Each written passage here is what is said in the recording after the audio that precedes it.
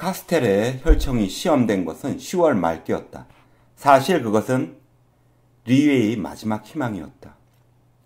의사는 만약 그 실험이 실패하게 될 경우에는 다시 전염병이 몇 달간 더 기승을 부리던가 혹은 아무 이유도 없이 그치던가 이 관계없이 이 도시는 질병의 변덕에 시달려야 할 거라고 믿고 있었다.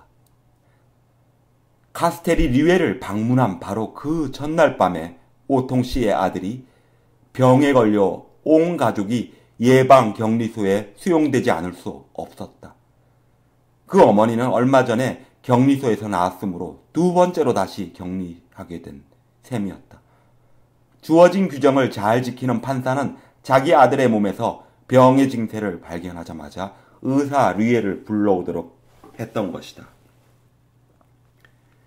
리에가 왔을 때 아버지와 어머니는 침대 머리맡에 서 있었다. 어린 딸은 멀리 떨어져 있었다. 아이는 기진맥진에 있었으므로 진찰을 받으면서도 가만히 있었다. 의사가 머리를 들었을 때 그는 판사와 그의 뒤에서 손수건을 입에 대고 커다랗게 뜬 눈으로 의사의 움직임을 주시하고 있던 어머니의 창백한 얼굴과 마주쳤다. 판사는 냉담한 목소리로 바로 그거죠. 그렇죠. 하고 물었다. 그렇습니다. 리웨는 다시 어린애를 보면서 대답했다. 어머니의 눈이 커다랗게 되었다. 그러나 그녀는 여전히 말을 하지 않고 있었다. 판사는 잠자고 있다가 더욱 낮은 목소리로 말했다. 그러면 의사 선생님, 우리는 규정대로 해야만 되겠군요. 리웨는 계속 입에 손수건을 대고 있는 어머니를 보지 않으려고 시선을 다른 곳으로 돌렸다. 전화만 하면 곧 됩니다. 리웨는 머뭇거리며 대답했다. 오통 씨는 그를 안내하겠다고 말했다. 그러나 의사는 그의 부인에게 몸을 돌렸다. 안 되셨습니다. 부인께서는 짐을 좀 꾸려 주셔야 되겠습니다. 어떻게 해야 되는지를 아실 테니까요. 오통 부인은 너무나 뜻밖이라 믿을 수 없다는 듯 바닥으로 시선을 떨군 채였다. 네, 그렇게 해야죠. 그녀는 고개를 끄덕이면서 대답했다. 그들에게서 떠나기 전에 리웨는 혹시 무엇이고 필요한 게 없느냐고 물어보지 않을 수 없었다. 판사 부인은 계속 아무 말 없이 그를 쳐다보고 있었다. 그러나 이번에는 판사가 눈길을 돌리는 것이었다. 아니요. 판사가 대답했다.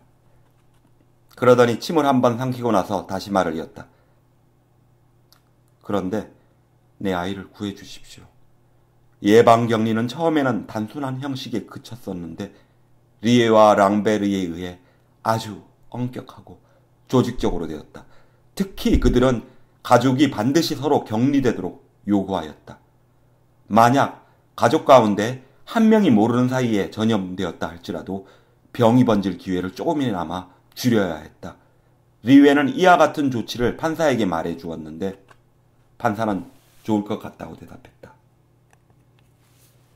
그러나 판사와 그의 부인이 서로 마주보는 것으로 짐작컨대 리웨는 그 별거가 그들에게 얼마나 마음을 아프게 했는지를 느낄 수 있었다.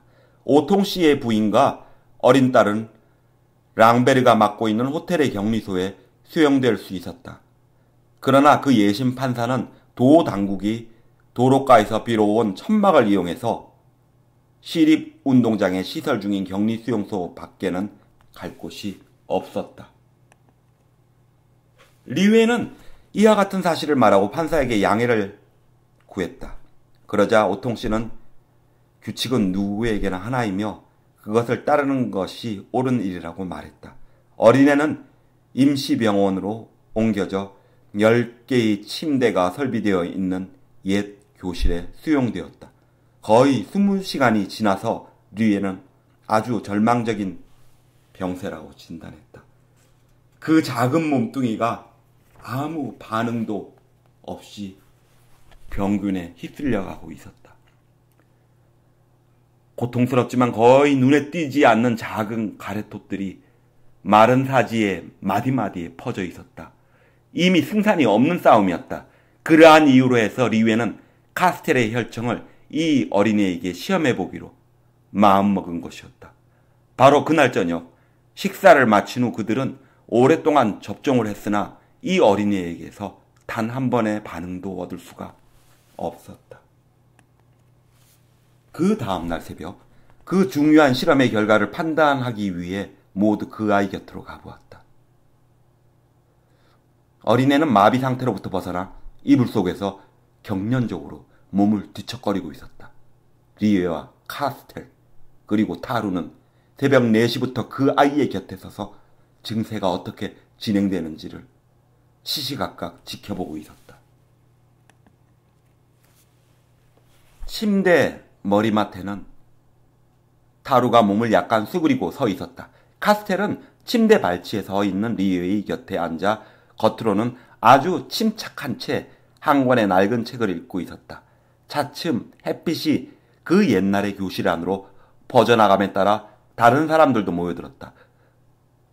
먼저 파눌루 신부가 도착하여 침대 저편에 자리를 잡고 타루와 마주보며 벽에 몸을 기대고 서 있었다.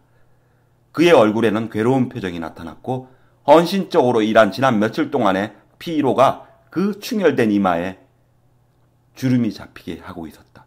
이번에는 조제프 그랑이 도착했다. 7시였으며 이 서기는 헐떡거리면서 미안하게 되었다고 말했다. 자기는 잠시밖에 머물 수 없는데 혹시 벌써 무슨 확실한 거라도 알게 되었느냐고 물었다. 리웨는 아무 말 없이 어린애를 가리켰다. 아이는 일그러진 얼굴을 하고 눈을 감은 채 이를 꼭 악물고 몸은 꼼짝도 하지 않고 베갯잎도 없는 베개 위에서 고개를 움직이고 있었다. 드디어 날이 밝아 방 안쪽 깊숙이 있는 예전처럼 제자리에 걸려있는 흙판에 전에 썼다 지운 방정식의 자국을 판별할 수 있게 되었을 때쯤 랑베르가 도착했다. 그는 옆에 침대 발치에 등을 기댄 채 담뱃값을 꺼냈다.